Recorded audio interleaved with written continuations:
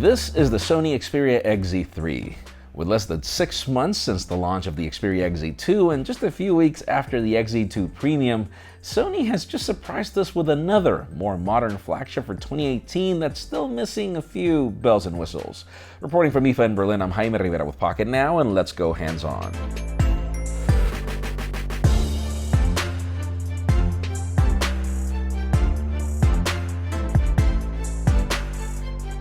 To start, please pardon the tether on the units on display. This booth has really been packed for days, so this was a real problem trying to get a good glimpse of the goods for you. At first, I will admit that I wasn't really very interested in the XZ3, mainly because it looked pretty much like an XZ2 in every way, but it turns out that appearances can truly be deceiving. From the back, it does look like an XZ2, but ergonomics have been addressed. The fingerprint scanner seems to be in the middle, but it's actually higher, so you won't be confusing it with a camera lens anymore. From the front, this looks nothing like a Sony. As a matter of fact, the design of the bezels remind me more of the Pixel 2 XL with rounded corners and a larger top and a bottom. The Gorilla Glass 5 is now curved at the front and the back, taking ergonomics a step further. Sony is dubbing this its new HDR Bravia OLED display with Quad HD Plus resolution and 18:9 aspect ratio, which honestly looked really good in the demo provided in the booth.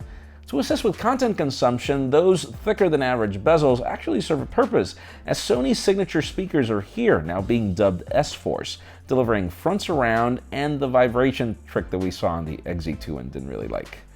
Tucked inside, we have a new Qualcomm Snapdragon 845 processor, 6GB of RAM, 64GB of expandable storage if you don't use the secondary SIM slot, a 3300 mAh battery, Qi wireless charging, and IP68 water and dust resistance. And yes, we were really expecting to see the new 48-megapixel sensor from Sony. Instead, we have a new 19-megapixel camera the company is dubbing Motion Eye, with an ISO capability of 12,800. At the front, we have a 13-megapixel shooter at f1.9 aperture. And yes, no worries, the dedicated camera button is still here as well. Probably the coolest feature about this device is the fact that it's launching with Android Pie out of the box. Though it isn't stock. We have the typical Sony proprietary launcher, now blended with some elements of Pie here and there.